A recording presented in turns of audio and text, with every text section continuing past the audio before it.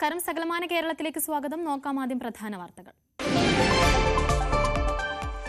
കാസർഗോഡ് ദേശീയപാതയിൽ വീണ്ടും വിള്ളൽ. 1/2 കിലോമീറ്റർ റോഡ് വിണ്ടുകീറി. ടാർ ഒഴിച്ചും പ്ലാസ്റ്റിക് മൂടിയും വിള്ളൽ മറയ്ക്കാൻ ശ്രമം. മുടി തെറ്റായ രീതിയിൽ വെട്ടിയെന്ന ആരോപണം. പത്തനംതിട്ടയിൽ വിദ്യാർത്ഥിയെ ക്ലാസ്സിൽ നിന്ന് പുറത്താക്കിയെന്ന് പരാതി.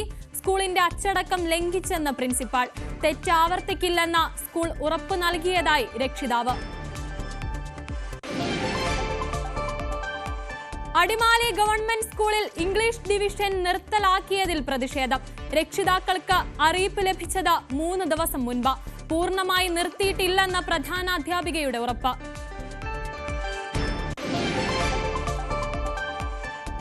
കൊടുവള്ളിയിൽ യുവാവിനെ തട്ടിക്കൊണ്ടുപോയ കേസിൽ പ്രതികളിൽ ഒരാൾ പിടിയിൽ. കൊണ്ടോട്ടി സ്വദേശി നിയാസ് കസ്റ്റഡിയിലായത് കൽപ്പറ്റയിൽ നിന്ന്. മഴക്കെടുതിയിൽ വലഞ്ഞ് ഇടുക്കിയിലെ കർഷകർ. ഏക്കർ കണക്കിന് ഭൂമിയിലെ കൃഷി നശിച്ചു. കൂടുതൽ നഷ്ടം ഏലം കർഷകർക്ക്. വാർത്തകൾ വിശദമായി നോക്കാം. ദേശീയപാതയിൽ വീണ്ടും വിള്ളൽ. കാസർഗോഡ് പീലിക്കോട് കാർഷിക ഗവേഷണ കേന്ദ്രത്തിന് സമീപം നിർമ്മാണത്തിലുള്ള ദേശീയപാതയിലാണ് 1/2 കിലോമീറ്ററിലധികം വിള്ളൽ വന്നത്. വിള്ളലിന്റെ മുകളിൽ ടാർ ഒഴിച്ചും പ്ലാസ്റ്റിക് ഷീറ്റ് മൂടിയും മറച്ചുവെച്ച നിലയിലാണ്.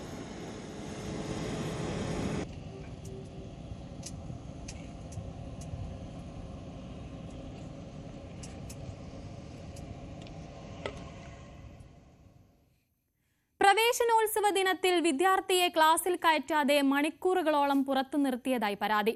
മുടി ശരിയായ രീതിയിൽ വെട്ടിയില്ലെന്ന് ചൂണ്ടിക്കാട്ടിയാണ് അടൂർ ഹോളി ഏഞ്ചൽസ് സ്കൂൾ അധികൃതരുടെ നടപടി. തെറ്റുപറ്റിയെന്നും ഇനി ആവർത്തിക്കില്ലെന്നും സ്കൂൾ അധികൃതർ ഉറപ്പു നൽകിയ ശേഷമാണ് നിയമ നടപടിക്കൊരുങ്ങിയ രക്ഷിതാവ് പരാതി പിൻവലിച്ചത്. ക്ലാസ്സിൽ കയറ്റിയില്ല, ക്ലാസ്സിനകത്ത് കയറ്റിയില്ല, ഞങ്ങളെ ഒന്നിനും പരിപാടിക്കും കൊണ്ടുപോയില്ല. പിന്നെ ലാസ്റ്റ് ഉച്ചനേരം കുറേ നേരം കഴിഞ്ഞപ്പോൾ ഒരു 3 മണിക്കൂർ കഴിഞ്ഞപ്പം ഫാദർ എല്ലാവരെയും അകത്ത് കയറ്റിയിട്ട് പറഞ്ഞു, ഇങ്ങനെ ഇനി മേലെ ചെയ്യരുത്, അങ്ങനെ പറഞ്ഞു. എന്നിട്ട് എല്ലാവരുടെ കയ്യിലും ഒപ്പും പേരും ഒക്കെ എഴുതിയെടുത്തിട്ട് ലാസ്റ്റ് തീരാറായപ്പോഴത്തേക്ക് ക്ലാസ് വിട്ടു. 9ാം ക്ലാസ് വിദ്യാർത്ഥിക്കാണ് പ്രവേശനോത്സവ ദിനത്തിൽ ദുരനുഭവം നേരിട്ടത്. സ്കൂളിന്റെ അച്ചടക്കത്തിന് വിരുദ്ധമായി മുടി വെട്ടിയെന്ന് ചൂണ്ടിക്കാട്ടിയാണ് രാവിലെ ക്ലാസ്സിൽ കയറുന്നതിൽ നിന്നും വിദ്യാർത്ഥിയെ വിലക്കിയത്. അധ്യാപകർ രക്ഷിതാവിനെ വിളിച്ച് ഉടൻ സ്കൂളിലെത്തണമെന്ന് ആവശ്യപ്പെട്ടു. സ്കൂളിന്റെ അച്ചടക്കത്തിന് അനുയോജ്യമായ രീതിയിൽ അടുത്ത ദിവസം മുടി വെട്ടാമെന്ന് അറിയിച്ച പിതാവ് മടങ്ങി. എന്നാൽ അതിനുശേഷവും വിദ്യാർത്ഥിയെ മണിക്കൂറുകളോളം ക്ലാസ്സിന് പുറത്തു തന്നെ നിർത്തിയെന്നാണ് പരാതി.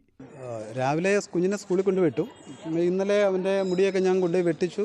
രാവിലെ പുതിയ എടുപ്പെടുത്തൊക്കെ സന്തോഷമായിട്ട് സ്കൂളിൽ വന്നതാണ്. കയറി പോയപ്പോൾ തന്നെ 2 സാറുമാർ അവിടെ നിന്നിട്ട് അവൻ്റെ മുടിയിലൊക്കെ പിടിച്ച് വലിക്കുന്നുണ്ടായിരുന്നു. എന്നിട്ട് ഞാനങ്ങ് ജോലി സ്ഥലത്ത് പോയി കഴിഞ്ഞപ്പോൾ കുറച്ച് കഴിഞ്ഞപ്പോൾ എന്നെ റജി എന്ന് പറയുന്ന സാറ് വിളിച്ചു. അത്യാവശ്യമായിട്ട് ഇവിടെ വരണമെന്ന് പറഞ്ഞു. ഞാൻ പറഞ്ഞു, സാർ എന്താണെന്ന് ചോദിച്ചപ്പോൾ മുടി വെട്ടിയത് ശരിയായില്ല എന്ന് പറഞ്ഞു. ഞാൻ പറഞ്ഞു, സാറേ ഞാൻ ജോലി സ്ഥലത്ത് അങ്ങ് വന്നു പോയി, ഞാൻ അവനെ പിന്നെ വൈകിട്ട് കൊണ്ടുവന്ന് മുടി ഇച്ചിരൂടെ വേണേൽ വൃത്തിയായിട്ട് വെട്ടിക്കോളാം, എന്നെ വരുന്നതിൽ നിന്ന് ഒഴിവാക്കാൻ പറ്റുമെന്ന് ചോദിച്ചപ്പോൾ പ്രിൻസിപ്പാളിനോട് ചോദിക്കട്ടെ എന്ന് പറഞ്ഞു. പിന്നെ പുള്ളി വിളിച്ചില്ല. ഞാൻ പുള്ളിയെ പിന്നെ തിരിച്ചിങ്ങോട്ട് വിളിച്ചു പറഞ്ഞു, ഇയാൾ വന്നാലേ കുഞ്ഞിനെ ക്ലാസ്സിൽ കയറ്റത്തുള്ളൂ എന്ന് പറഞ്ഞു. സംഭവം വിവാദമായതോടെ KSU പ്രവർത്തകർ പ്രതിഷേധവുമായി സ്കൂളിലെത്തി. ആദ്യഘട്ടത്തിൽ വിശദീകരണം നൽകാതെ സ്കൂൾ അധികൃതർ ഒഴിഞ്ഞുമാറി. പിന്നീട് പോലീസ് ഇടപെട്ട് നടത്തിയ ചർച്ചയിലാണ് പ്രശ്നപരിഹാരമായത്. സ്കൂളിന്റെ അച്ചടക്ക നടപടിയുടെ ഭാഗമായുള്ള കാര്യങ്ങൾ ബോധ്യപ്പെടുത്തുക മാത്രമാണ് ചെയ്തതെന്നും മോശമായി അധ്യാപകരോ മറ്റാരും പെരുമാറിയിട്ടില്ലെന്നും സ്കൂൾ അധികൃതർ വിശദീകരിച്ചു. നമ്മുടെ സ്കൂളിന്റെ ഡിസിപ്ലിന്റെ ഭാഗമാണ്. കുട്ടികളുടെ രാവിലെ സ്പോർട്സിന്റെ ടീച്ചേഴ്സാണ് ഇത് നോക്കുന്നത്. ലൈനായിട്ട് വരുമ്പോൾ സ്പോർട്സ് ടീച്ചേഴ്സ് അങ്ങനെയുള്ള കുട്ടികളെ കൊണ്ടുവന്ന് ഓഫീസിനോടെ കൊണ്ടുപോകും. പേരൻസിനെ അറിയിക്കും. കാരണം കൊച്ചു കുട്ടികളായതുകൊണ്ട് പേരൻസിനെ അറിയിക്കും. കാരണം ഇത് അൺഎയ്ഡഡ് സ്കൂളാണ്. അതിന്റെ ഒരു ഡിസിപ്ലിന്റെ ഭാഗമാണ്. അപ്പം കുറച്ച് കഴിയുമ്പോൾ കുട്ടികളെ ഒന്നുകൂടെ വാൺ ചെയ്ത് ഇവരെ ക്ലാസ് വിട്ടു. ഇത്രേ ഉള്ളൂ. ഇപ്പൊ ഈ കുട്ടിയുടെ കാര്യത്തിൽ അവർക്കൊരു പ്രശ്നം ഉണ്ടായി എന്ന് തോന്നുന്നു. കാരണം അത് നമ്മൾ പറഞ്ഞു അവരോട് സംസാരിച്ച് പുള്ളിക്ക് അത് ബോധ്യമായി. ചൈൽഡ് വെൽഫെയർ കമ്മിറ്റിക്കും പോലീസിനും പരാതി നൽകാനായിരുന്നു രക്ഷിതാവിന്റെ ആദ്യ തീരുമാനം. എന്നാൽ സ്കൂൾ അധികൃതർ തെറ്റുപറ്റിയെന്ന് സമ്മതിച്ചോടെയാണ് പരാതിയിൽ നിന്നും പിന്നീട് പിൻവാങ്ങിയത്. ഈ മുടിയുടെ പേരിലുള്ള വിഷയങ്ങളിൽ ഉണ്ടാകത്തില്ല എന്ന് പറഞ്ഞ് പ്രശ്നം അവസാനിപ്പിച്ചിട്ടുണ്ട്. ഞങ്ങളെ പരാതി പിൻവലിക്കാനാണ് തീരുമാനം. ഇല്ല, അത് പിന്നെ അവന്റെ മുടി വെട്ടുന്നതായിട്ട് സംബന്ധിച്ച് മുടി വെട്ടിയത് ശരിയായില്ലെന്നുള്ള ഒരു ഇവിടുത്തെ രീതി അനുസരിച്ച് വെട്ടിയില്ല എന്നുള്ള ഒരു പരാതിയായിരുന്നു. തെറ്റായിപ്പോയി സംബന്ധിച്ചു. ഇനി അങ്ങനെയുള്ള പ്രശ്നങ്ങൾ ഉണ്ടാകത്തില്ല എന്നൊരു ഉറപ്പാണ്. ന്യൂസ് 18 പത്തനംതിട്ട. ആഹ്ലാദാന്തരീക്ഷത്തിൽ സംസ്ഥാനത്ത് സ്കൂളുകൾ തുറന്നു. പ്രവേശനോത്സവത്തിന്റെ സംസ്ഥാനതല ഉദ്ഘാടനം മുഖ്യമന്ത്രി കലവൂർ ഗവൺമെന്റ് ഹയർ സെക്കൻഡറി സ്കൂളിൽ നിർവഹിച്ചു. 3 ലക്ഷത്തോളം കുരുന്നുകളാണ് ഇന്ന് 1ാം ക്ലാസ്സിലെത്തിയത്. പുത്തനുടുപ്പും ബാഗും പുസ്തകങ്ങളും മുഖത്ത് കുസൃതിയും കളിച്ചിരികളുമായി കുരുന്നുകൾ വിദ്യാലയങ്ങളിലെത്തി. കരച്ചിലിന്റെ പതിവ് കാഴ്ചകളെക്കുറി കുറവായിരുന്നു. അക്ഷരമുറ്റത്തേക്കെത്തിയ കുരുന്നുകളെ വരവേൽക്കാനെന്ന വണ്ണം മഴ മാറി നിന്നു. മേഘങ്ങൾ പന്തലുരുക്കിയ പുതുവർഷത്തിൻ പൂന്തോപ്പിൽ കളിമേളങ്ങൾ വർണ്ണം വിതറിയൊരവധിക്കാലം നായുന്നു. അക്ഷരമധുരം മഴവില്ലഴകായി ഉത്സവമേളം വരവായി. അക്ഷരമധുരം മഴവില്ലഴകായി വരവായി.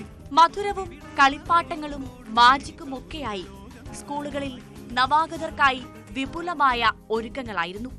തലയിൽ കിരീടങ്ങളും കയ്യിൽ സമ്മാനപ്പൊതികളുമായി കൊച്ചു രാജകുമാരന്മാരും രാജകുമാരികളും.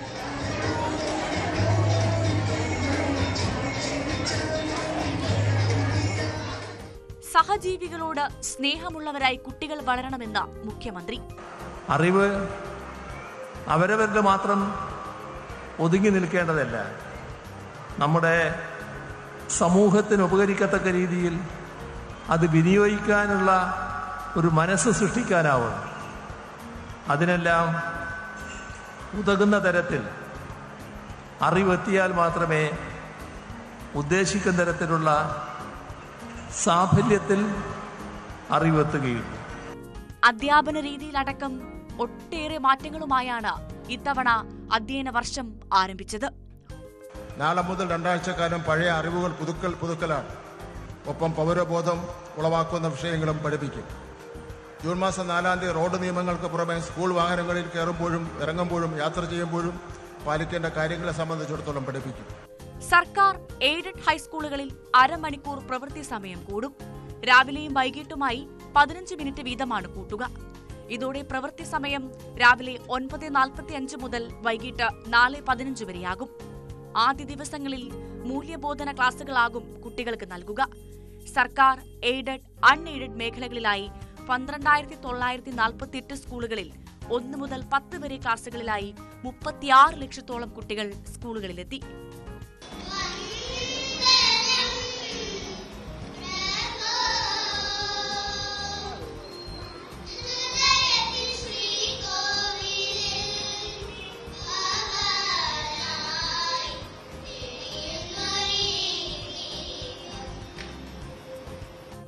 News desk, news 18.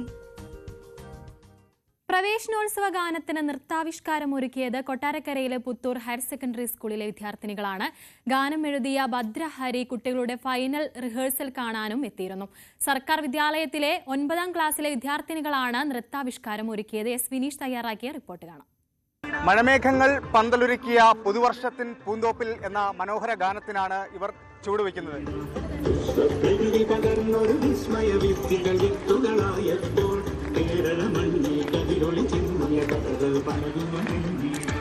പാട്ടും നൃത്തവുമൊക്കെയായി വർണ്ണാഭമാക്കിയിരിക്കുകയാണ് ഈ വർഷത്തെ പ്രവേശനോത്സവം. നമ്മളുള്ളത് Kottarakkara Puthur government higher secondary സ്കൂളിലാണ്. പ്രഥമ അധ്യാപിക നമ്മളോടൊപ്പം ചേരുകയാണ്. ചോദിച്ചറിയാം, ഞങ്ങളുടെ ഇത് ആദ്യത്തെ പ്രവേശനോത്സവ നൃത്ത പരിപാടിയല്ല. മുൻ വർഷങ്ങളിലും ഇതുപോലെ തന്നെയാണ്. പ്രവേശനോത്സവ ഗാനം കിട്ടിക്കഴിഞ്ഞാൽ ഒരാഴ്ച കൊണ്ട് തന്നെ കുട്ടികളെ തയ്യാറാക്കി ഞങ്ങൾ പ്രവേശനോത്സവ നൃത്താവിഷ്കാരമാണ് ഇവിടെ നടത്താറുള്ളത്. ഈ വർഷവും അതുപോലെ തന്നെ കെങ്കേമമായി തന്നെ ഞങ്ങൾക്ക് നൃത്തം അവതരിപ്പിക്കാൻ സാധിച്ചു. ഇതിനോടനുബന്ധിച്ച് വിവിധ പരിപാടികളും പൊതുയോഗവും ഒക്കെ ഉണ്ട്. ഇന്ന് ഉച്ചയ്ക്ക് എല്ലാ കുട്ടികളുടെയും ക്ലാസ്സിലെ അറ്റൻഡൻസും കാര്യങ്ങളും എല്ലാം കഴിഞ്ഞ് അവർക്ക് പായസ വിതരണത്തിന് ശേഷം ഉച്ചയ്ക്ക് കുട്ടികളെ രക്ഷിതാക്കളോടൊപ്പം വിടുന്നതായി. ഇവരെ നല്ല രീതിയിൽ ഡാൻസ് പഠിപ്പിച്ച ടീച്ചേഴ്സാണ്. നമുക്ക് ചോദിച്ചറിയാം, എങ്ങനെയാണ് ഇവരെ പരിശീലിപ്പിച്ചെടുത്തത്? നമ്മൾ ചുരുങ്ങിയ ദിവസങ്ങൾ കൊണ്ടാണ്, പുതിയ ഗാനത്തിനാണ് നമ്മൾ ഈ 5-6 കൊല്ലമായിട്ടും ഡാൻസ് പഠിപ്പിക്കുന്നത്. പഴയ സോങ്ങുകളൊന്നും എടുത്തിട്ട് കളിപ്പിച്ചിട്ടില്ല. അതാത് വർഷം ഇറങ്ങുന്ന, സർക്കാർ ഇറക്കുന്ന ആ സോങ്ങിനാണ് ഡാൻസ് പഠിപ്പിക്കുന്നത്. അതുകൊണ്ട് നമുക്ക് അറിയാം, സ്കൂൾ തുറക്കുന്നതിന് ഒരു 2 ദിവസമോ 3 ദിവസമോ ആണ് മാക്സിമം ആ സോങ് ഇറക്കുന്നത്. ആ ഒരു കാലയളവിൽ കൊണ്ടാണ്, ദിവസം കൊണ്ടാണ് നമ്മൾ പഠിപ്പിക്കുന്നത്. ഡാൻസ് പഠിച്ചവരുണ്ട്, ഡാൻസ് പഠിക്കാത്തവരുണ്ട്. എന്നാലും അവരവരുടെ അതിൻ്റേതായിട്ടുള്ള എഫർട്ട് ഇട്ട് 2 ദിവസം കൊണ്ട് ഞങ്ങളുടെ ഒപ്പം നിന്ന് കളിക്കുന്നുണ്ട് കുഞ്ഞുങ്ങൾ. ഞങ്ങൾക്ക് മറ്റൊരു സ്കൂളിൽ കണ്ടിട്ടില്ല ഇത്രയും ഇനിഷ്യേറ്റീവ് എടുത്ത 2 സാറുമാർ, അർച്ചന teacher, Pradeep sir, Kanakkan HM, അങ്ങനെ ഒരുപാട് പേര് ഇതിനു വേണ്ടിയിട്ട് എഫർട്ട് എടുക്കുന്നുണ്ട്. മറ്റൊരു സ്കൂളിൽ ഇത്രയും എഫർട്ട് എടുക്കുന്നുണ്ടോ എന്ന് എനിക്കറിയില്ല. ഇന്നലെ ഈ പാട്ട് എഴുതിയ ഭദ്രഹരി എന്ന് പറഞ്ഞ കുട്ടി നമ്മുടെ കുട്ടികളോടൊപ്പം ആ ഡാൻസ് പരിപാടിയിൽ പങ്കെടുക്കാനുണ്ടായിരുന്നു. നല്ലൊരു അനുഭവമാണ്. ഭദ്രഹരിയോടൊപ്പം ഡാൻസ് ചെയ്യാൻ സാധിച്ചതിലുള്ള വളരെ സന്തോഷമാണ് ഇവർ പങ്കുവെക്കുന്നത്. സുനീഷ്, ന്യൂസ് 18 കൊട്ടാരക്കര. ഇടുക്കി അടിമാലി ഗവൺമെന്റ് ഹൈസ്കൂളിൽ ഇംഗ്ലീഷ് ഡിവിഷൻ നിർത്തലാക്കിയതിൽ പ്രതിഷേധം. 9ാം ക്ലാസ്സിലെ ഇംഗ്ലീഷ് മീഡിയം ഡിവിഷനാണ് അപ്രതീക്ഷിതമായി നിർത്തലാക്കിയത്. മെയ് 30-ന് മാത്രമാണ് ഇത് സംബന്ധിച്ച അറിയിപ്പ് രക്ഷിതാക്കൾക്ക് കിട്ടിയത്. പ്രതിഷേധത്തിനൊടുവിൽ ഡിവിഷൻ പൂർണ്ണമായി നിർത്തില്ലെന്ന് പ്രധാനാധ്യാപിക ഉറപ്പു നൽകി. അടിമാലി സർക്കാർ ഹൈസ്കൂളിൽ 9ാം ക്ലാസ്സിലെ ഇംഗ്ലീഷ് മീഡിയം ഡിവിഷൻ നിർത്തലാക്കുന്നതിലാണ് പ്രതിഷേധം. തീരുമാനം മെയ് 30-ന് മാത്രമാണ് രക്ഷിതാക്കൾക്ക് ലഭിച്ചത്. ഇതോടെ തുടർ പഠനം അനിശ്ചിതത്വത്തിലാകുമെന്ന ആശങ്കയിലായി കുട്ടികൾ. വെള്ളിയാഴ്ച വൈകുന്നേരം 3 മണിക്ക് PTA മീറ്റിംഗ് കൂടി ഇവർ 2 ടീച്ചർമാരും HM കൂടി പറയുകയാണ് 12 വിദ്യാർത്ഥികളെ ഉള്ളൂ, അതിനാൽ ഇംഗ്ലീഷ് മീഡിയം നടത്താൻ സാധിക്കുന്നില്ല. അവർക്ക് അമിതഭാരം കൂടുതലാണെന്ന് പറഞ്ഞു. പിള്ളേരെ പഠിപ്പിച്ച് ശമ്പളം മേടിക്കുന്നവർക്ക് അമിതഭാരം കൂടുതലായാണ് ഇംഗ്ലീഷ് മീഡിയം നിർത്തുകയെന്നാണ് പറഞ്ഞത്. ഇനി നിങ്ങൾക്ക് ഇംഗ്ലീഷ് മീഡിയത്തിൽ പഠിക്കണമെങ്കിൽ നിങ്ങൾ പുറത്തെ സ്കൂളുകളെ അഭയം പ്രാപിക്കുക, അതല്ലെങ്കിൽ മലയാളം മീഡിയത്തിൽ പഠിച്ചോളാൻ പറഞ്ഞു. 1 മുതൽ 8 വരെ പഠിപ്പിച്ചുകൊണ്ടിരിക്കുന്ന കുട്ടി പെട്ടെന്ന് മലയാളം മീഡിയത്തിലേക്ക് മാറുമ്പോൾ ഉണ്ടാകുന്ന ഭവിഷ്യത്ത് നിങ്ങൾക്ക് അറിയാൻ പാടില്ല. അപ്രതീക്ഷിത നീക്കം വിദ്യാർത്ഥികളുടെ പഠനം അവതാളത്തിലാക്കുമെന്നാരോപിച്ച് യൂത്ത് കോൺഗ്രസ് സ്കൂളിലേക്ക് പ്രതിഷേധ മാർച്ച് സംഘടിപ്പിച്ചു.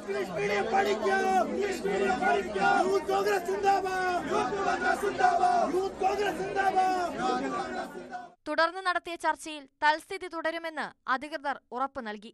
പോലീസ് സ്ഥലത്തെത്തി പ്രതിഷേധക്കാരെ മാറ്റി. ഡിവിഷൻ നിർത്തലാക്കുന്ന തീരുമാനം അംഗീകരിക്കില്ലെന്നും ഡിവിഷൻ തുടരാൻ ഇടപെടൽ നടത്തുമെന്നും അടിമാലി ഗ്രാമപഞ്ചായത്ത് വിദ്യാഭ്യാസ standing committee chairman CD Shaji പറഞ്ഞു. ഞങ്ങൾ പറഞ്ഞിട്ടുള്ളത് ഒരു കുട്ടിയുണ്ടെങ്കിൽ ആ ഒരു കുട്ടിക്ക് ഇംഗ്ലീഷ് വിദ്യാഭ്യാസമാണ്, ഇംഗ്ലീഷ് അല്ലെങ്കിൽ അടിസ്ഥാന വിദ്യാഭ്യാസം നൽകണം. അതിന് വിഘാതമായിട്ട് നിൽക്കുന്ന ഏത് ഘടകമുണ്ടെങ്കിലും അധ്യാപകരുണ്ടെങ്കിൽ ഗവൺമെന്റ് ശ്രദ്ധപ്പെടുത്തും. സാമ്പത്തികമായിട്ട് പ്രശ്നമുണ്ടെങ്കിൽ പബ്ലിക് എന്നുള്ളതിലും പഞ്ചായത്ത് എന്നുള്ളതിലും അത് പരിഹരിക്കും. അതല്ല അതിന് ഭൗതിക സാഹചര്യത്തിന്റെ കുറവുണ്ടെങ്കിൽ അടിയന്തരമായിട്ട് ഏർപ്പാട് ചെയ്യും. ഇതെല്ലാം ഞങ്ങൾ ഏറ്റിട്ടുണ്ട്, പറഞ്ഞിട്ടുണ്ട്. C ഡിവിഷനിൽ 7 വിദ്യാർത്ഥികളാണ് ഉള്ളത്. എന്നാൽ ഇംഗ്ലീഷ് ഡിവിഷനായി പ്രത്യേകം അധ്യാപകരെ നിയമിച്ചിരുന്നില്ല. 9ാം ക്ലാസ്സിൽ ഇത്തരത്തിൽ അധ്യാപനം തുടരാനാകില്ലെന്ന നിലപാടിലാണ് ഡിവിഷൻ നിർത്തലാക്കാൻ തീരുമാനിച്ചത്. ന്യൂസ് 18 അടിമാലി. തിരുവനന്തപുരം വെങ്ങാനൂരിൽ SFI പ്രവർത്തകരെ പോലീസ് മർദ്ദിച്ചെന്ന് പരാതി. ചാവടിനാട് സ്കൂളിൽ പ്രവേശനോത്സവത്തിനിടെയാണ് സംഭവം. വിദ്യാർത്ഥികൾക്ക് മധുരം വിതരണം ചെയ്യാൻ എത്തിയപ്പോൾ പോലീസ് തടയുകയായിരുന്നുവെന്ന് SFI പ്രവർത്തകർ പറയുന്നു. പോലീസും കോൺഗ്രസ് പ്രവർത്തകരും ചേർന്ന് മർദ്ദിച്ചെന്നാണ് പരാതി. കോവളം ഏരിയ സെക്രട്ടറി ദിലീപ് ഉൾപ്പെടെ 3 പേർ ജനറൽ ആശുപത്രിയിൽ ചികിത്സയിലാണ്. സ്കൂൾ പ്രവേശനത്തിന് എത്താൻ കാത്തിരുന്ന 4.5 വയസ്സുകാരിക്ക് ഓടയിൽ വീണ ദാരുണാന്ത്യം. കൊല്ലം പന്മനയിലാണ് സംഭവം. കൊട്ടാരക്കര സ്വദേശികളായ ദമ്പതികളുടെ കുട്ടിയാണ് ഓടയിൽ വീണ് മരിച്ചത്. വീടിന് സമീപം കളിക്കുന്നതിനിടെയായിരുന്നു അപകടമുണ്ടായത്. ഇന്നലെ വൈകിട്ടാണ് സംഭവം. പള്ളിക്കൽ സ്വദേശികളായ അനീഷ്, രശ്മി ദമ്പതികളുടെ മകൾ അക്ഷയയാണ് മരിച്ചത്. രശ്മിയുടെ പന്മനയിലെ വീടിന് സമീപം കളിക്കവേ കാൽ വഴുതി ഒഴുക്കുള്ള ഓടയിലേക്ക് 4.5 വയസ്സുള്ള അക്ഷിക വീഴുകയായിരുന്നു. 200 മീറ്ററോളം കുട്ടി ഒഴുകിപ്പോയി. നാട്ടുകാർ കുഞ്ഞിനെ പുറത്തെടുത്ത് പ്രാഥമിക ശുശ്രൂഷ നൽകിയ ശേഷം ആശുപത്രിയിൽ എത്തിച്ചെങ്കിലും മരിച്ചു. കുട്ടിയുടെ അമ്മയുടെ വീട്ടിൽ നിന്നും കൊട്ടാരക്കരയ്ക്ക് മടങ്ങിവരാനിരിക്കവെയാണ് ദാരുണ സംഭവം. കൊട്ടാരക്കര പള്ളിക്കൽ NSS LP സ്കൂളിൽ അക്ഷികയ്ക്ക് LKG പ്രവേശനം ലഭിച്ചിരുന്നു. സ്കൂൾ പ്രവേശനത്തിനുള്ള സാധനങ്ങൾ വാങ്ങാൻ അച്ഛനും അമ്മയും കടയിൽ പോയ സമയത്താണ് ദാരുണ സംഭവം. ന്യൂസ് 18 കൊട്ടാരക്കര. അമ്മ പ്രസിഡന്റ് സ്ഥാനത്ത് മോഹൻലാൽ തുടരണമെന്ന ആവശ്യവുമായി അംഗങ്ങൾ. അഡ്ഹോക് കമ്മിറ്റിയിലാണ് ആവശ്യമുയർന്നത്. ജനറൽ ബോഡി യോഗത്തിലും ഇക്കാര്യം ആവശ്യപ്പെടും. മറ്റു പദവികളിലേക്കുള്ളവരെയും ജനറൽ ബോഡി യോഗത്തിൽ നിശ്ചയിക്കും. 22-നാണ് ജനറൽ ബോഡി യോഗം ചേരുക. ഹേമ കമ്മിറ്റി റിപ്പോർട്ടുമായി ബന്ധപ്പെട്ട് രജിസ്റ്റർ ചെയ്ത കേസുകൾ അവസാനിപ്പിക്കുന്നു. സിനിമാ കമ്മിറ്റിക്ക് മുന്നിൽ മൊഴി നൽകിയവർക്ക് നടപടികളുമായി മുന്നോട്ടു പോകാൻ താൽപര്യമില്ലാത്തതാണ് കേസുകൾ അവസാനിപ്പിക്കാൻ കാരണം. 21 കേസുകൾ അവസാനിപ്പിച്ച് പ്രത്യേക സംഘം റിപ്പോർട്ട് നൽകി. ബാക്കി ഇനി കേസുകൾ ഉടൻ തന്നെ അവസാനിപ്പിക്കും. മലയാള സിനിമാ മേഖലയെ കടുത്ത പ്രതിസന്ധിയിലാക്കിയാണ് ഹേമ കമ്മിറ്റി റിപ്പോർട്ടിന്റെ ചില ഭാഗങ്ങൾ പുറത്തുവന്നത്. തൊഴിലിടത്തിൽ സ്ത്രീകൾ നേരിട്ട മോശം അനുഭവങ്ങൾ തുറന്നു പറയുന്ന മൊഴികൾ വലിയ വിവാദമായി. ഹേമ കമ്മിറ്റി ശുപാർശകൾക്ക് പിന്നാലെ മോശം അനുഭവങ്ങൾ ഉണ്ടായവർ പരാതിയുമായി വന്നതോടെയാണ് പ്രത്യേക സംഘത്തെ നിയോഗിച്ചത്. കമ്മിറ്റിയിൽ നൽകിയ മൊഴിയുടെ അടിസ്ഥാനത്തിൽ കോടതി നിർദ്ദേശപ്രകാരം 35 കേസുകൾ പോലീസ് രജിസ്റ്റർ ചെയ്തു. ക്രൈംബ്രാഞ്ച് ആസ്ഥാനത്ത് രജിസ്റ്റർ ചെയ്ത കേസുകൾ പ്രത്യേക സംഘത്തിന് കൈമാറി. മൊഴി നൽകിയവർക്ക് കേസുമായി മുന്നോട്ടു പോകാൻ താൽപര്യമില്ലെന്നായിരുന്നു നോട്ടീസിന് നൽകിയ മറുപടി. കോടതി മുഖേനയും മൊഴി നൽകിയവർക്ക് നോട്ടീസ് അയച്ചു. കേസുമായി മുന്നോട്ടു പോകാൻ താൽപര്യമില്ലെന്ന് ചലച്ചിത്ര മേഖലയിലെ സ്ത്രീകൾ മൊഴി നൽകിയതോടെ 21 കേസുകളുടെ തുടർ നടപടിയും അവസാനിപ്പിച്ച് കോടതിക്ക് പ്രത്യേക സംഘം റിപ്പോർട്ട് നൽകി. ബാക്കി 14 കേസുകളിലും ഇതേ നിലപാടാണ് മൊഴി നൽകിയവർ ആവർത്തിച്ചത്. ചിലർ കോടതിയിൽ മൊഴി നൽകാൻ തയ്യാറായില്ല. തുടർ നടപടികൾ പൂർത്തിയാക്കിയ ശേഷം റിപ്പോർട്ട് ഈ മാസം കോടതിയിൽ നൽകുന്നതോടെ ഹേമ കമ്മിറ്റിയിലെടുത്ത എല്ലാ കേസുകളും അവസാനിക്കും. കമ്മിറ്റിക്ക് മൊഴി നൽകാത്ത ചില വനിതാ പ്രവർത്തകരും ലൈംഗികാതിക്രമ പരാതികൾ ഉന്നയിച്ചിരുന്നു. ഇത്തരത്തിൽ 40 കേസുകളാണ് എടുത്തത്. ഇതിൽ 30ഓളം കേസുകളിൽ കുറ്റപത്രം സമർപ്പിച്ചു. News desk, news 18. ഇപ്പോൾ PV അൻവർ അന്തരിച്ച കോൺഗ്രസ് നേതാവും കഴിഞ്ഞ തവണ നിലമ്പൂരിലെ UDF സ്ഥാനാർത്ഥിയുമായിരുന്ന VV പ്രകാശിന്റെ വീട്ടിലെത്തുന്ന തത്സമയ ദൃശ്യമാണ് കാണുന്നത്. CV അനുമോദ് ഉണ്ട് വിവരങ്ങളുമായി. അനുമോദ്, ആര്യാടൻ ഷൗക്കത്തിന് മുന്നിൽ അടഞ്ഞ വാതിൽ ഇപ്പോൾ PV അൻവറിന് മുന്നിൽ തുറക്കുകയാണ്. എന്താണ് കൂടുതൽ വിശദാംശങ്ങൾ? തീർച്ചയായും തെരഞ്ഞെടുപ്പിൽ ഏറ്റവും നിർണായകമായ ഒരു കൂടിക്കാഴ്ചയായിട്ട് വേണം VV പ്രകാശിൻ്റെ വീട്ടിലെത്തിയ PV അൻവറിൻ്റെ ഈ ഒരു സന്ദർശനത്തെ കാണുവാൻ. കാരണം VV പ്രകാശിന് കോൺഗ്രസിൽ നിന്ന്, പ്രത്യേകിച്ച് ആര്യാടൻ ഷൗക്കത്തിൽ നിന്ന് നേരിട്ട അവഗണനയും അതുപോലെയുള്ള കാര്യങ്ങളും ഏറെയുണ്ടെന്ന് അൻവർ പറയുന്നു. ഇന്ന് രാവിലെ അദ്ദേഹം മാധ്യമങ്ങളെ കണ്ടപ്പോഴും VV പ്രകാശിൻ്റെ ഈ നേരിട്ട അപമാനം അല്ലെങ്കിൽ ആര്യാടൻ ഷൗക്കത്തിൽ നൽകിയ വേദന ഇത് ഊന്നി പറഞ്ഞുകൊണ്ടായിരുന്നു അദ്ദേഹത്തിൻ്റെ വാർത്താ സമ്മേളനം ഉണ്ടായിരുന്നത്. ഇന്നിപ്പോൾ അദ്ദേഹം ഇവിടെ എത്തി VV പ്രകാശിൻ്റെ കുടുംബത്തെ കണ്ട് ആദ്യമായി വോട്ട് ചെയ്യുന്നത്. VV പ്രകാശിന് നേരിട്ട ആ ഒരു അവഗണന അത് കൂടി കോൺഗ്രസ് പ്രവർത്തകരുടെ മനസ്സിലേൽപ്പിച്ച മുറിവ് അദ്ദേഹം ഉണർത്തുകയായിരുന്നു. അല്ലെങ്കിൽ അദ്ദേഹം ആ തരത്തിലുള്ള ഒരു പ്രചാരണത്തിന് തുടക്കമിടുകയായിരുന്നു. നേരത്തെ തന്നെ ആര്യാടൻ ഷൗക്കത്ത് ഈ ഒരു സ്ഥാനാർത്ഥി പ്രഖ്യാപനത്തിന് ശേഷം ഇവിടെ എത്തുകയോ വോട്ട് തേടിയിട്ട് ഇല്ല എന്നുള്ളത് മറ്റൊരു വസ്തുതയാണ്. ആ ഘട്ടത്തിലാണ് PV അൻവർ ഇവിടെ എത്തി VV പ്രകാശിൻ്റെ കുടുംബവുമായി സംസാരിക്കുന്നതും വോട്ട് തേടുകയും ചെയ്യുന്നത്. നേരത്തെ തന്നെ ആര്യാടൻ ഷൗക്കത്തിൻ്റെ സ്ഥാനാർത്ഥിത്വത്തിനെതിരെ VV പ്രകാശിൻ്റെ കുടുംബത്തിന് വലിയ എതിർപ്പുണ്ടെന്ന തരത്തിലുള്ള റിപ്പോർട്ടുകൾ ഉണ്ടായിരുന്നു. നിർണായകമായിട്ടുള്ള സ്ഥാനാർത്ഥി പ്രഖ്യാപനത്തിൻ്റെ ദിവസം VV പ്രകാശിൻ്റെ മകൾ അച്ഛന് നേരിട്ട വേദനകളെക്കുറിച്ച് സൂചിപ്പിക്കുന്ന ഒരു ഫേസ്ബുക്ക് പോസ്റ്റ് കുറിക്കുകയും ചെയ്തിരുന്നു. പക്ഷേ പരസ്യമായ പ്രതികരണത്തിനോ പരസ്യമായിട്ട് ഈ കാര്യങ്ങളിൽ എതിർപ്പുണ്ടാക്കാനോ VV പ്രകാശിൻ്റെ കുടുംബം രംഗത്ത് വന്നിരുന്നില്ല. MV ഗോവിന്ദൻ ദേശാഭിമാനിയിൽ VV പ്രകാശിനെ തോൽപ്പിച്ചത് ആര്യാടൻ ഷൗക്കത്താണെന്ന് ലേഖനം എഴുതി വലിയ തോതിൽ വിമർശനം ഉയർത്തിയ സാഹചര്യം കൂടിയുണ്ട്. ആ ഘട്ടത്തിലൊന്നും കുടുംബം പ്രതികരിച്ചിരുന്നില്ല. ഇന്നിപ്പോൾ PV അൻവർ ഇവിടെ എത്തി ഇവരെ കാണുമ്പോൾ ഇതെങ്ങനെയാണ് നിലമ്പൂരിലെ ഈ തെരഞ്ഞെടുപ്പ് രാഷ്ട്രീയത്തെ സ്വാധീനിക്കുക എന്നുള്ളതാണ് കണ്ടറിയേണ്ടത്. VV പ്രകാശിനോട് സ്നേഹമുള്ള VV പ്രകാശിൻ്റെ അണികൾ ഈ ഒരു ഘട്ടത്തിൽ അൻവറിനൊപ്പം ഈ തെരഞ്ഞെടുപ്പിൻ്റെ സമയത്ത് നിൽക്കുമോ, അത് ഈ ആര്യാടൻ ഷൗക്കത്തിന് വലിയ തിരിച്ചടി ഉണ്ടാക്കുന്ന സാഹചര്യം തീർക്കുമോ എന്നുള്ള കാര്യങ്ങളൊക്കെ തന്നെ കണ്ടറിയേണ്ടതാണ്. എന്താണെങ്കിലും നിലമ്പൂരിലെ തെരഞ്ഞെടുപ്പ് രാഷ്ട്രീയത്തിൽ ഏറ്റവും നിർണായകമായ ഒരു കൂടിക്കാഴ്ചയാണ് ഇപ്പോൾ VV പ്രകാശിൻ്റെ വീട്ടിൽ അൻവർ നടത്തിയ ഈ സന്ദർശനം.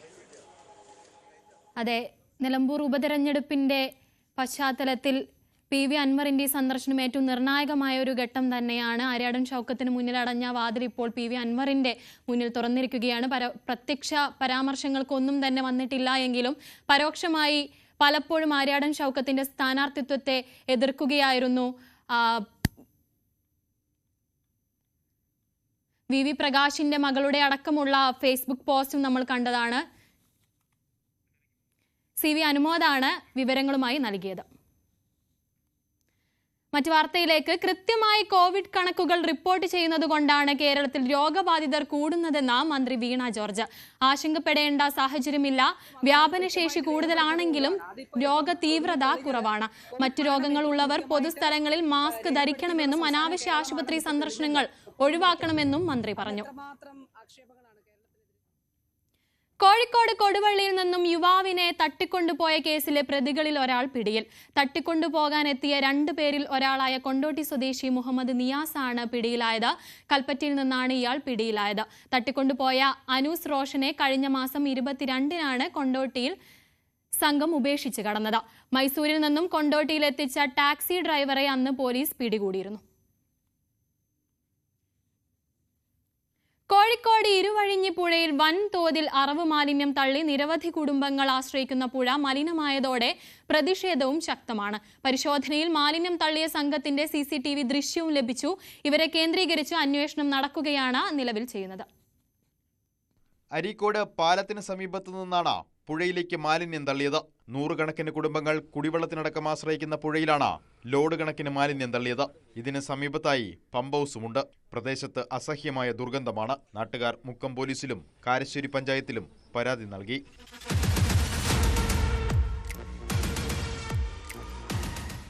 പരിശോധനയിൽ മാലിന്യം തള്ളിയ സംഘത്തിന്റെ CCTV ദൃശ്യം ലഭിച്ചു. ഒരു സ്ത്രീ ഉൾപ്പെടെയുള്ള സംഘമാണ് പുഴയിൽ അറവ് മാലിന്യം തള്ളിയത്. മുക്കം പോലീസ്, കാരശ്ശേരി പഞ്ചായത്ത് സെക്രട്ടറി എന്നിവർ സ്ഥലത്തെത്തി പരിശോധന നടത്തി. കുറ്റക്കാർക്കെതിരെ കർശന നടപടിയുണ്ടാകുമെന്ന് അധികൃതർ ഉറപ്പ് നൽകിയിട്ടുണ്ട്. ന്യൂസ് 18 കോഴിക്കോട്.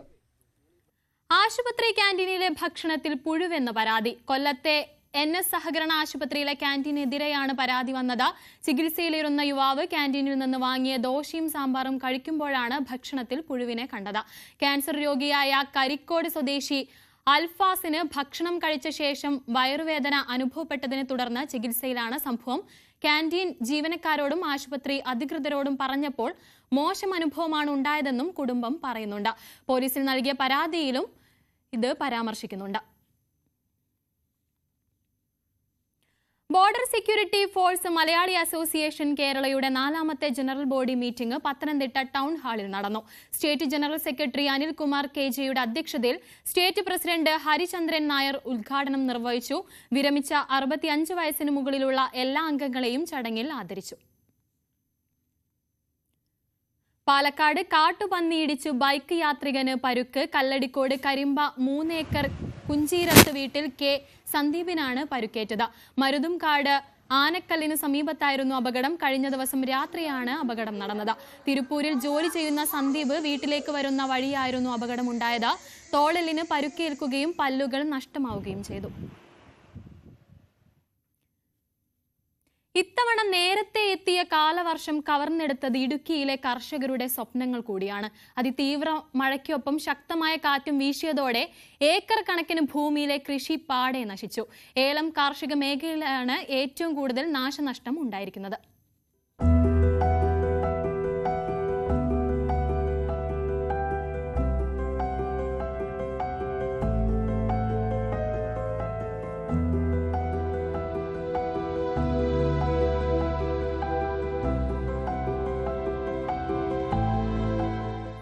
വർഷത്തെ കടുത്ത വേനലേൽപ്പിച്ച ആഘാതത്തിൽ നിന്നും ഏലം കൃഷി പതിയെ ഉയർത്തെഴുന്നേറ്റ് തുടങ്ങിയപ്പോഴാണ് അതിതീവ്ര മഴയും കാറ്റും വീണ്ടും വില്ലനായി എത്തിയത്.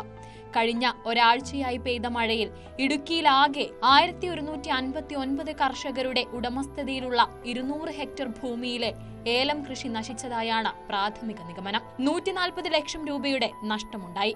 വിവിധ കൃഷി ഓഫീസുകളിൽ നാശനഷ്ടം സംബന്ധിച്ച് അറിയിപ്പ് നൽകിയവരെ അടിസ്ഥാനമാക്കിയുള്ള കണക്കാണിത്. നിലവിൽ 100 കണക്കിന് ഏലം കർഷകർ ഇനിയും അപേക്ഷ നൽകാനുണ്ടെന്നാണ് സൂചന. അങ്ങനെയെങ്കിൽ നഷ്ടത്തിന്റെ കണക്ക് ഇനിയും ഉയരും. മുൻ വർഷങ്ങളെ അപേക്ഷിച്ചിട്ട് ഈ വർഷം മെച്ചപ്പെട്ട വിലയും മെച്ചപ്പെട്ട ഉൽപ്പാദനവും ഉള്ളൊരു വർഷമായിരുന്നു. പക്ഷേ മുൻകാലങ്ങളെ അപേക്ഷിച്ച് അതിശക്തമായ കാറ്റും മഴയുമായിരുന്നു. അപ്പോൾ ഏക്കർ കണക്കിന് ഇങ്ങനെ ഇതുപോലെ ഒടിഞ്ഞുപോയി. അപ്പോൾ അത് കർഷകർക്കൊരു പ്രയോജനത്തിൽ വരാത്തൊരു അവസ്ഥയിലാണ് ഈ രാജകുമാരി, കുടുംബഞ്ചോല പ്രദേശങ്ങളിൽ എല്ലാം ഈ ഏലകൃഷി മൊത്തം ഒടിഞ്ഞ് പോയിരിക്കുന്നത്. മഴയേക്കാളേറെ മൺസൂണിനൊപ്പം എത്തിയ കാറ്റാണ് ഇത്തവണ വില്ലനായത്. ശക്തമായ കാറ്റിൽ മരങ്ങൾ കടപുഴകി വീണും ചെടികൾ നശിച്ചു. ഈ വർഷത്തെ അവസ്ഥ വളരെ ദയനീയമായി. കഴിഞ്ഞ വർഷം വളരെ വിളവ് കുറവായിരുന്നു, ഉണക്കൊക്കെ ബാധിച്ചുകൊണ്ട്. അതുകൊണ്ട് ഇത്തവണ നേരത്തെ മുതൽ എല്ലാ കർഷകരും നല്ല രീതിയിൽ പരിപാലിച്ച് വളവും മരുന്നും നാണ്യമൊക്കെ ആയിട്ട് നല്ല രീതിയിൽ പരിപാലിച്ചു കൊണ്ടുവന്നായിരുന്നു. നല്ല വിളവായിരുന്നു ഈ വർഷം. സാധാരണ രീതിയിൽ ഉണ്ടാകുന്നതിനേക്കാൾ കൂടുതൽ നല്ല വിളവുണ്ടായി. അത് ഈ വർഷം ഈ കഴിഞ്ഞ ദിവസം ഉണ്ടായ കാറ്റും മഴയും വ്യാപകമായി ഒരാളുടെ തന്നെയല്ല, എൻ്റെ തന്നെയല്ല, എല്ലാ കർഷകരുടെയും ഇത് തന്നെയാണ് അവസ്ഥ. കഴിഞ്ഞ വർഷത്തെ കടുത്ത വേനലിൽ നിരവധി കർഷകരുടെ ഏലം കൃഷി പാടെ നശിച്ചിരുന്നു. കടം വാങ്ങിയും മറ്റും വീണ്ടും പുതിയ കൃഷി ഇറക്കിയപ്പോഴാണ് മഴയും കാറ്റും വില്ലനായി എത്തിയത്. ഇത്തവണ മികച്ച വിലയും വിളവും ഉണ്ടായിരുന്നതിനാൽ വേനലേൽപ്പിച്ച പ്രതിസന്ധിയെ അതിജീവിക്കാനാകുമെന്നായിരുന്നു കർഷകരുടെ പ്രതീക്ഷ. കാറ്റും മഴയും കാരണം വളരെ ദുരിതങ്ങൾ അനുഭവിക്കുന്ന ഒരവസ്ഥയിലാണ് ഇപ്പോൾ പോയിക്കൊണ്ടിരിക്കുന്നത്. ഈ തവണ നല്ല ശക്തമായ രീതിയിൽ മഴയുണ്ടായി, നല്ല രീതിയിൽ വിളവുണ്ടായി. ഇതെല്ലാം കഴിഞ്ഞപ്പോൾ മഴക്കാലം വന്നു കഴിഞ്ഞപ്പോഴേ ഇപ്പോൾ കാറ്റ് വന്നപ്പോൾ മൊത്തം നശിച്ചുകൊണ്ടിരിക്കുന്ന ഒരു സാഹചര്യമാണ്. എൻ്റെ മാത്രമല്ല ഒരുപാട് ആളുകളുടെ ഇങ്ങനെയാണ് സംഭവിക്കുന്നത്. അപ്പോൾ ഇതിന് വേണ്ട രീതിയിൽ സർക്കാരുകൾ എന്തെങ്കിലും ഒരു സഹായം, പേരിൽ ഒരുപാട് സഹായങ്ങൾ പ്രഖ്യാപിച്ചിട്ടുണ്ടെങ്കിലും നമുക്ക് ആനുകൂല്യങ്ങളൊന്നും കിട്ടാറില്ല.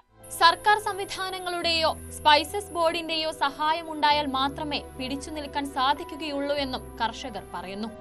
വേനൽ വന്നു കഴിഞ്ഞപ്പോൾ നനച്ചും ലോണും എടുത്തും സംഘങ്ങൾ വഴിയും കുടുംബശ്രീ വഴിയും ഗോൾഡൊക്കെ പണയം വെച്ചും അങ്ങനെയൊക്കെയാണ് കൃഷി ചെയ്തത്.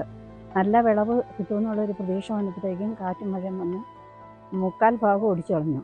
മെച്ചപ്പെട്ട വിളവും വിലയും ലഭിക്കുന്ന സാഹചര്യത്തിൽ ഒരുപാട് പ്രതീക്ഷകളോടെ കൃത്യമായ വളപ്രയോഗവും ജലസേചനവും നടത്തി അമിത തുക മുടക്കി പരിപാലിച്ചു വന്നിരുന്ന ഏലം കൃഷിയാണ് മഴയും കാറ്റും കവർന്നത്. ന്യൂസ് 18 ഇടുക്കി. പുനലൂരിൽ ഗ്യാസ് കയറ്റി വന്ന പിക്കപ്പ് വാൻ മറഞ്ഞു. കലങ്ങിമുകൾ അംഗനവാടിക്ക് മുൻപിലാണ് ജീപ്പ് മറഞ്ഞത്. ഗ്യാസ് നിറച്ച 30 സിലിണ്ടറുകളും ഒഴിഞ്ഞ 20 സിലിണ്ടറുമാണ് വാഹനത്തിലുണ്ടായിരുന്നത്. പുനലൂർ നെല്ലിപ്പള്ളി കേന്ദ്രമായി പ്രവർത്തിക്കുന്ന ഗംഗപ്രസാദ് ഏജൻസിയുടെ വാഹനമാണ് മറിഞ്ഞത്. ഇപ്പോൾ PV അൻവർ മാധ്യമങ്ങളെ കാണുന്നു. തത്സമയത്തിലേക്ക്. ഇന്ന് നോമിനേഷൻ കൊടുത്തു. ഞാൻ രാവിലെ തന്നെ എന്നോട് പറഞ്ഞു എങ്ങനെയാണല്ലോ ഞാൻ മത്സരിക്കുമെന്ന് തീരുമാനിക്കപ്പെടുന്നത്. അപ്പോൾ ആ തീരുമാനിച്ചപ്പോൾ തന്നെ എൻ്റെ മനസ്സിൽ വന്നത് പ്രകാശൻ ഞാനൊക്കെ ഒരുമിച്ച് കോളേജിലും യൂത്ത് കോൺഗ്രസിലും കേസിലൊക്കെ ഉണ്ടായിരുന്ന ഒക്കെ ഞങ്ങൾ സമകാലികരാണ്. പിന്നെ ഇടയ്ക്ക് ഞാൻ ഡൈവേർട്ട് ചെയ്ത് ഇപ്പുറത്തേക്ക് മാറിയെന്നുള്ളൂ. നമ്മളൊരു പഴയകാല സുഹൃത്ത്, കോളേജ് സുഹൃത്ത്, കഴിഞ്ഞ തെരഞ്ഞെടുപ്പിലെ നമ്മളെ ഒപ്പോണൻറ്റ് കാൻഡിഡേറ്റ്, ആ നിലക്ക് ഇവിടെ വരിക, സ്മിതയും കുട്ടികളെയും കാണുക എന്ന് അത്രേ ഉദ്ദേശമുള്ളൂ. MV ഗോവിന്ദൻ മാഷ് ഉൾപ്പെടെ ഈ പ്രചാരണം തുടങ്ങുന്നത് തന്നെ ഹരിയാണ ഷൗക്കത്തും VV പ്രകാശും തമ്മിലുള്ള പ്രശ്നം ആരോപിച്ചുകൊണ്ടായിരുന്നു. അപ്പോൾ PV അൻവറും അതേ ട്രാക്കിലേക്ക് അതേ വിഷയം എടുത്തിട്ടുകൊണ്ട് ആ ക്യാമ്പയിൻ ഇരു കൂട്ടരും ഒരേ ട്രാക്കിലേക്ക് വരികയാണ്. അല്ല, അതെനിക്കറിയില്ല. അദ്ദേഹം പറഞ്ഞ എനിക്കറിയില്ലല്ലോ. എനിക്ക് എങ്ങനെ അല്ല, അങ്ങനെ ഞാനത് പറയേണ്ട കാര്യമില്ല. എല്ലാ നല്ല മനുഷ്യരുടെയും പിന്തുണ ഈ തെരഞ്ഞെടുപ്പിനുണ്ടാവും. അതിൽ സ്വാഭാവികമായിട്ടും പ്രകാശിന്റെ കുടുംബം ഉൾപ്പെടുമല്ലോ. അത്രയല്ലേ അതിനെ കുറിച്ച് പറയാൻ പറ്റുള്ളൂ. കുടുംബത്തിന്റെ പ്രതികരണം എന്തായിരുന്നു? പ്രകാശൻ എന്താ സംഭവിച്ചത്? താങ്കൾ പറഞ്ഞു രാവിലത്തെ പത്രസമ്മേളനത്തിൽ സൂചന നൽകിയത്. അപ്പോൾ അത് നിലനിൽക്കുന്നുണ്ടോ? അല്ല, ഞാനിങ്ങനെ എന്താ പറയാ, വസ്തുതാപരമായ കാര്യങ്ങളല്ലേ പറഞ്ഞത്. അതൊക്കെ അവിടെ നിലനിൽക്കുമല്ലോ. കുടുംബം പണ്ടും ഞങ്ങൾ നല്ല അടുപ്പത്തിലാണ്, ഇപ്പോഴും നല്ല സ്നേഹത്തിലും അടുപ്പത്തിലാണ്. ഇപ്പോൾ ഈ പറയപ്പെടുന്ന സ്ഥാനാർത്ഥി, UDFന്റെ സ്ഥാനാർത്ഥി ഇവിടെ നിന്ന് വന്നിട്ട് വോട്ട് ചോദിക്കട്ടെ, എന്താ അദ്ദേഹം ഇവിടെ വരാതിരുന്നത്? അദ്ദേഹം ആദ്യം വോട്ട് ചെയ്യിക്കാൻ വരേണ്ട സ്ഥലം ഇവിടെ ഇല്ലേ? അതിൻ്റെ ധാർമ്മിക ഉത്തരവാദിത്വം അദ്ദേഹത്തിനില്ലേ? പിന്നെ എന്താ വരാതിരുന്നത്? ഇപ്പോഴും എന്താ ഈ ഗേറ്റ് കയറാൻ കഴിയാത്തത്? അതെ, അങ്ങനെ പലതും ഉണ്ടാവും. നമ്മൾ സാധാരണ ഇസ്ലാം മതത്തിൽ ആളുകൾ ഉമ്മയും ബാപ്പാക്കൊക്കെ സുഖമില്ലാതിരിക്കുക അല്ലെങ്കിൽ മരിച്ചു പോയാൽ മക്കൾ ഹജ്ജ് ചെയ്യാനും ഉംറ ചെയ്യാനൊക്കെ പോകും. പിതാക്കന്മാർക്ക് വേണ്ടിയിട്ട്, മാതാപിതാക്കൾക്ക് വേണ്ടിയിട്ടൊക്കെ പോകും. പക്ഷേ തിരഞ്ഞെടുപ്പിന് വേണ്ടിയിട്ട് ഉംറക്ക് പോകുന്ന ഞാൻ പറയല്ല കേട്ടോ, ഞാൻ അതിൻ്റെ അടിയിൽ കണ്ട കമൻ്റാണ്. ഹജ്ജ്, അതായത് തിരഞ്ഞെടുപ്പിന് വേണ്ടിയിട്ടുള്ളൊരു ഉംറ, അദ്ദേഹം ഉംറക്ക് പോയി എന്ന് പറഞ്ഞപ്പോൾ അതിൻ്റെ അടിയിൽ വന്ന കമൻ്റാണ്. അപ്പോൾ ഈ എല്ലാ നാടകങ്ങളും ഇപ്പോൾ അവിടെ ജോയ് പ്രസംഗിച്ചു കൊണ്ടിരിക്കുമ്പോൾ പീഠത്തിൽ നിൽക്കുകയാണ്. ഇപ്പം നിങ്ങൾക്ക് കാണാം, ആ പീഠത്തിൽ അദ്ദേഹം പ്രസംഗിച്ചുകൊണ്ടിരിക്കുമ്പോൾ ഒന്ന് കെട്ടിപ്പിടിച്ച് ഉമ്മ വെക്കുകയാണ്. ശ്വാസം മുട്ടിയിട്ട് സ്നേഹം തിങ്ങിയിട്ട് അങ്ങനെ ഉണ്ടല്ലോ. നമുക്ക് ചിലപ്പോൾ അങ്ങനെ എന്താ പറയുക, നമ്മളെ മക്കളെ, ഉമ്മാനെ, എന്താ പറയുക, ഭാര്യമാരെയൊക്കെ ഒരുപാട് കാലം കാണാതായി പെട്ടെന്ന് 2 കൊല്ലം 3 വർഷമൊക്കെ വിദേശത്തു നിന്നൊക്കെ വരുമ്പോൾ നമ്മൾ മനുഷ്യനറിയാതെ ഉണ്ട്. അതുപോലെ ഇപ്പോൾ ഈ നടന്ന ആ യോഗത്തിൽ ജോയ് പ്രസംഗിച്ചുകൊണ്ടിരിക്കുമ്പോൾ മൂപ്പർക്ക് പെട്ടെന്ന് സ്നേഹം കയറിയിട്ട് കെട്ടിപ്പിടിച്ച് നോക്കുക. ഇതൊക്കെ മനുഷ്യന്മാർക്ക് മനസ്സിലാവുന്നത്. UDFന്റെ കൺവെൻഷനിൽ ഇന്ന് പൂർണ്ണമായും PV അൻവർ അവഗണിക്കുകയാണ് ചെയ്തത്. എല്ലാവരും എല്ലാ നേതാക്കളും ഘടകകക്ഷി നേതാക്കളൊക്കെ അടക്കം പറയുന്നത് LDFും UDFും തമ്മിലാണ് മത്സരം എന്നതാണ്. ആരും PV അൻവറെ പരാമർശിക്കാൻ, അൻവറിന് വിമർശിക്കാൻ പോലും ഉള്ള ഒരു ഇതായിട്ട് കണ്ടിട്ടില്ല. അങ്ങനെ പോലും ഇല്ലേ? അവർക്കൊക്കെ എന്നോട് നല്ല സ്നേഹം എപ്പോഴും ഉണ്ടല്ലോ, അതുകൊണ്ടാണ്. അവർക്കൊന്നും എന്നോടൊരു വെറുപ്പുമില്ല, ഒരു അകൽച്ചയില്ല, ഒരു അലോഗ്യവും ഇല്ല. അതുപോലെ തന്നെയാണ് ഇവിടുത്തെ എന്താ പറയുക സാധാരണക്കാരായ കമ്മ്യൂണിസ്റ്റ് സഖാക്കളെ സംബന്ധിച്ചു. അപ്പോൾ സ്വാഭാവികമായിട്ടും അവർക്ക് എന്നോടൊരു വെറുപ്പും കാര്യമില്ലാതെ വെറുതെ അവിടെ പറയണ്ടല്ലോ.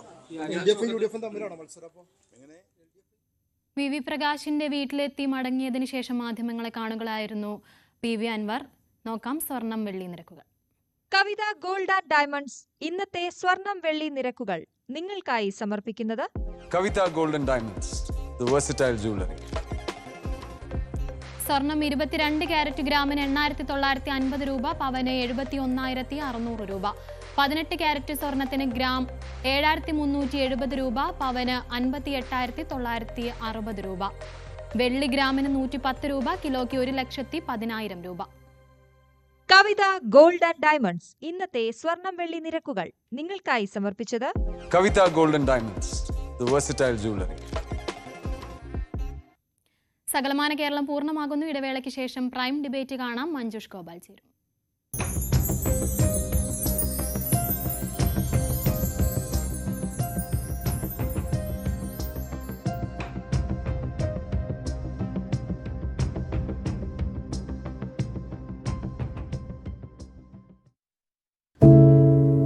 ഒരു മാധ്യമ പ്രവർത്തക എന്ന നിലയ്ക്ക്